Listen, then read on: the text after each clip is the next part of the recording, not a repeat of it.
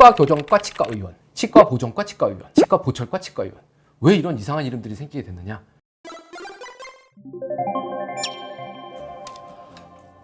안녕하세요, 올소입니다. 네, 돌아왔습니다. 시즌2로 돌아왔습니다. 꽤 오래 쉬었습니다. 그래서 추울 때 쉬기 시작해서 더울 때까지 좀 쉬었고요. 시즌2는 무언가 궁금한 것들에 관련된 것들의 답변으로 한번 엮어 나가 보려고 합니다. 교정할 때 입 빼야 되나? 말아야 되나? 사랑니는 이거 뽑아야 되나? 말아야 되나? 턱 수술은 해야 되나? 말아야 되나? 뭐 이런 조금 애매모호하고 그다음에 아리송한 이런 것들이 있지 않습니까? 그 옛날에 개그 콘서트에 보면 애매한 거를 딱 정해주는 남자 이런 게 나왔습니다. 근데 이게 의료기 때문에 딱 정해드릴 수는 없어서 그냥 아리까리한 것들을 조금이라도 결정하는 데 도움이 드릴 수 있을 만한 그런 콘텐츠로 진행하려고 계획을 하고 있습니다. 그래서 올소의 아싸 시즌2는 부제를 아리까리라는 제목을 달고 한번 나가보려고 합니다.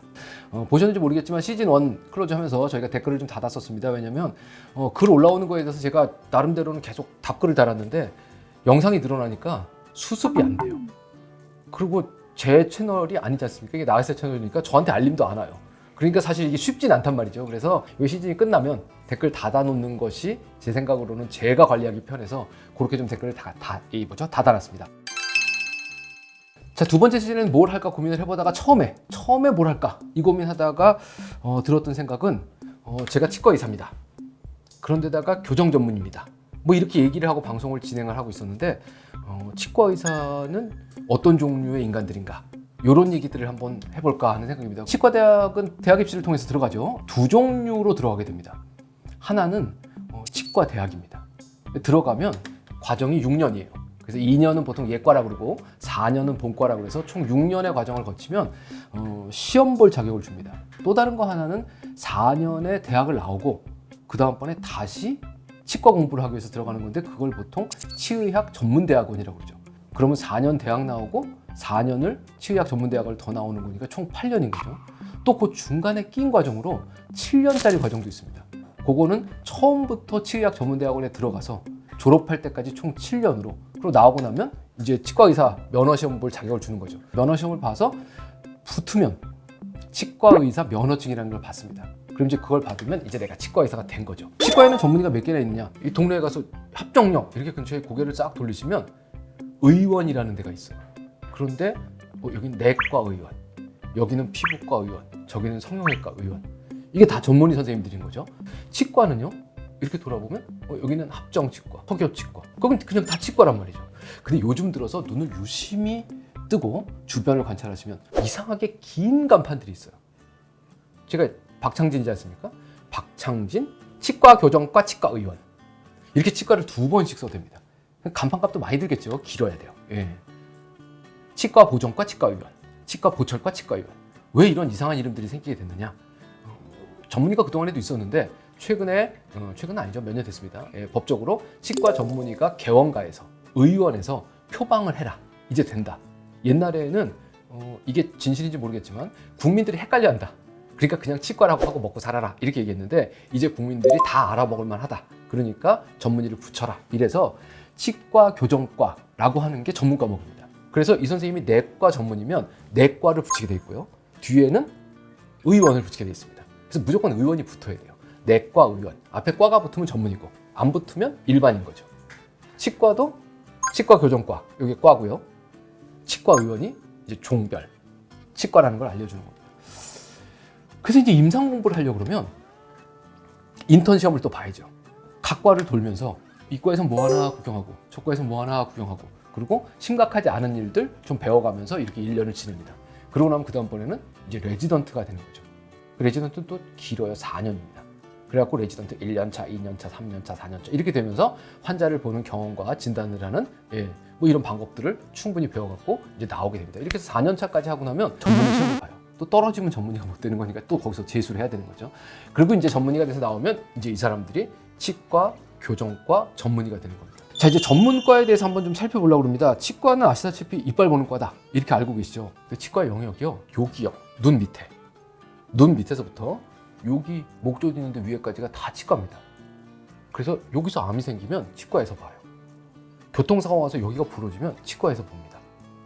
그래서 치과에서 하는 건 그냥 금리를 하는 거 외에도 사실 말씀드린 대로 요 눈 밑에서부터 요 뭐 이비인후과 영역과 안과 영역 사이에 낀 영역들을 치과에서 보고 있는 거죠.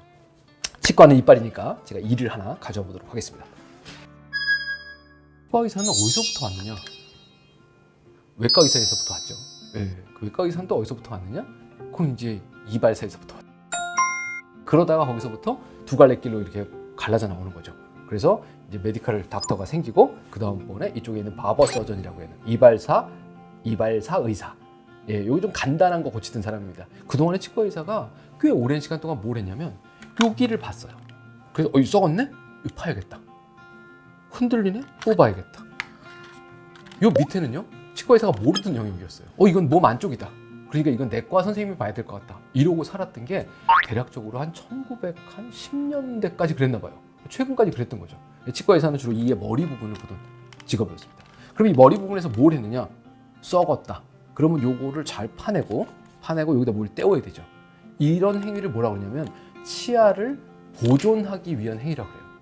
그래서 이빨에 충치 생긴 거에 아말감, 은니, 그다음에 레진, 치아 색깔 이빨, 그다음번에 금니 이런 것들을 잘 떼워 넣어서 이를 지키려고 노력하는 거. 요게 치과 보존과입니다. 그래서 치아를 보존하자. 그래서 그쪽에 있는 게 치과 보존 전문의가 되는 거죠.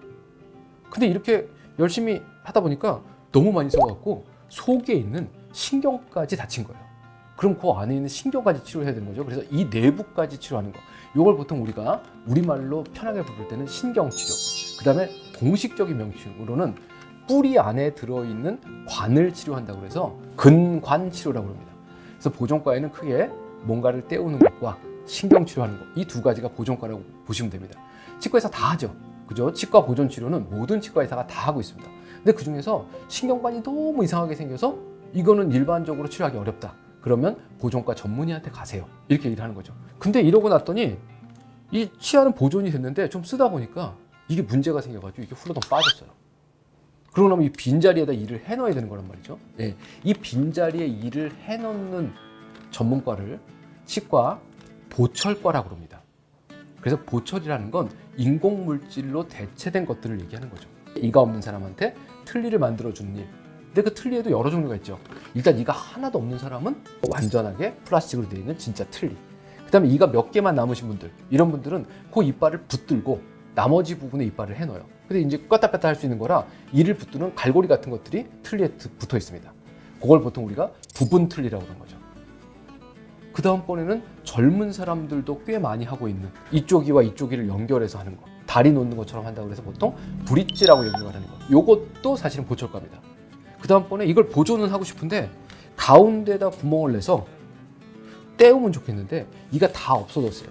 그럼 이런 경우는 떼울 자리가 없는 거죠. 그러면 씌웁니다. 이건 달랑 한 개만 씌우는 거죠. 요것도 보철과입니다.